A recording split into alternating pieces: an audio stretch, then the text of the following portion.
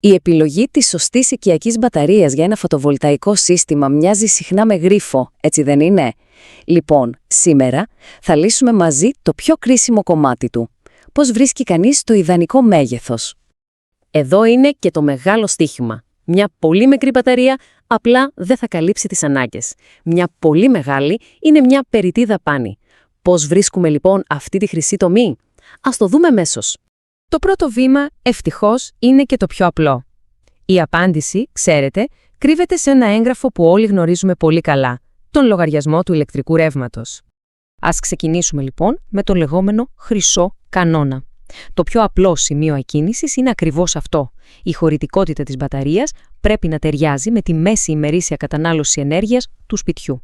Τόσο απλά. Και πώς υπολογίζεται αυτό? Είναι πανεύκολο πραγματικά. Βρίσκει κανείς την εκτιμόμενη ετήσια κατανάλωση πάνω στον λογαριασμό.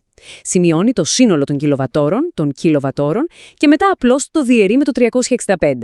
Ο αριθμός που προκύπτει είναι το σημείο εκκίνησής μας. Εντάξει, έχουμε λοιπόν έναν βασικό αριθμό. Αλλά όπως φαντάζεστε, η ιστορία δεν τελειώνει εδώ. Οι διαφημιζόμενες προδιαγραφές, βλέπετε, δεν λένε πάντα όλη την αλήθεια. Πρέπει να ρίξουμε μια ματιά και στα λεγόμενα ψηλά γράμματα. Εδώ πρέπει να καταλάβουμε καλά τη διαφορά ανάμεσα στην ισχύ και την ενέργεια. Φανταστείτε την ισχύ, τα κιλοβάτ, σαν έναν σωλήνα νερού. Αυτός καθορίζει το πόσο γρήγορα μπορεί να γεμίσει ή να αδειάσει η μπαταρία. Από την άλλη, η ενέργεια, οι κιλοβατ-ώρες, είναι η ίδια η δεξαμενή, δηλαδή το πόση ενέργεια μπορεί να αποθηκευτεί συνολικά. Με βάση αυτό, ο όρος που μας ενδιαφέρει πραγματικά είναι η χρησιμοποιήσιμη χωρητικότητα. Αυτή είναι η ενέργεια στην οποία έχουμε όντως πρόσβαση και σχεδόν πάντα είναι μικρότερη από αυτή που γράφει το κουτί. Και αυτό το νούμερο το εξηγεί τέλεια. Οι περισσότερες σύγχρονες μπαταρίες έχουν κάτι που λέγεται βάθος εκφόρτισης, ή DOD, γύρω στο 90%. Τι σημαίνει αυτό πρακτικά? Ότι μια μπαταρία 10 κιλοβατόρα παρέχει στην πραγματικότητα γύρω στις 9 κιλοβατόρα χρησιμοποιήσιμης ενέργειας. Αυτό το 10% που μένει προστατεύει την μπαταρία για να ζήσει περισσότερο. Πέρα από το βάθος εκφόρτισης, υπάρχουν άλλοι δύο παράγοντες που πρέπει να έχουμε στο μυαλό μας. Η ελάχιστη κατάσταση φόρτισης, που είναι ένα ενσωματωμένο όριο ασφαλείας, και βέβαια η μακροπρόθεσμη υποβάθμιση. Όλες οι μπαταρίες χάνουν ένα μικρό μέρος της χωρητικότητάς τους με τα χρόνια. Τώρα λοιπόν, μπορούμε να κάνουμε τον αρχικό μας κανόνα λίγο καλύτερο. Ο στόχος είναι ο εξής. Η χρησιμοποιήσιμη χωρητικότητα της μπαταρίας πρέπει να καλύπτει τουλάχιστον τη μέση ημερήσια κατανάλωση. Αυτή είναι η φράση κλειδί. Μέχρι τώρα μιλούσαμε για το σήμερα. Όμως, μια μπαταρία είναι μια επένδυση για το μέλλον. Ας δούμε λοιπόν πώς οι μελλοντικοί στόχοι επηρεάζουν το μέγεθος που χρειαζόμαστε σήμερα. Και εδώ έρχεται μια λογική ερώτηση. Γιατί να χρειαστεί κανείς μια μπαταρία που να είναι μεγαλύτερη από τη μέση ημερήσια κατανάλωσή του?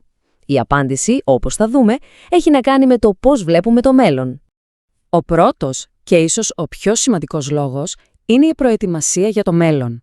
Μήπως σκέφτεστε να αγοράσετε ηλεκτρικό αυτοκίνητο ή να εγκαταστήσετε μια αντλία θερμότητας? Όλα αυτά θα αυξήσουν κατακόρυφα την κατανάλωση. Μια μεγαλύτερη μπαταρία σήμερα σημαίνει ετοιμότητα για το αύριο. Υπάρχουν άλλοι δύο πολύ ισχυροί λόγοι.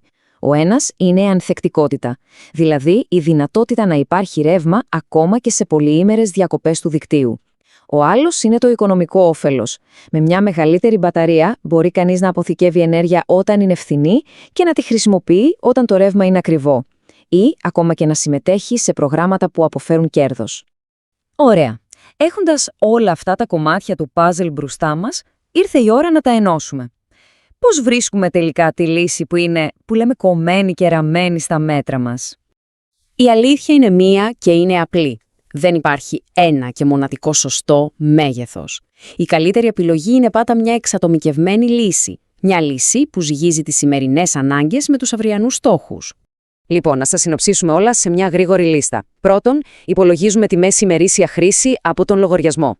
Δεύτερον, εστιάζουμε πάντα στη χρησιμοποιήσιμη χωρητικότητα. Τρίτον, συνυπολογίζουμε τις μελλοντικές ανάγκες, όπως ένα ηλεκτρικό όχημα.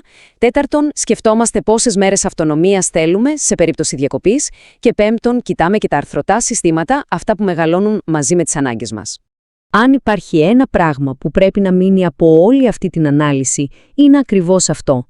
ένα μέγεθος δεν ταιριάζει σε όλους. Η σωστή λύση είναι πάντα προσωπική υπόθεση. Στο τέλος της ημέρας, δεν μιλάμε απλώς για κιλοβατόρες και τεχνικές προδιαγραφές. Η πραγματική ερώτηση είναι πώς ακριβώς μοιάζει η ενεργειακή ανεξαρτησία για το δικό σας σπίτι.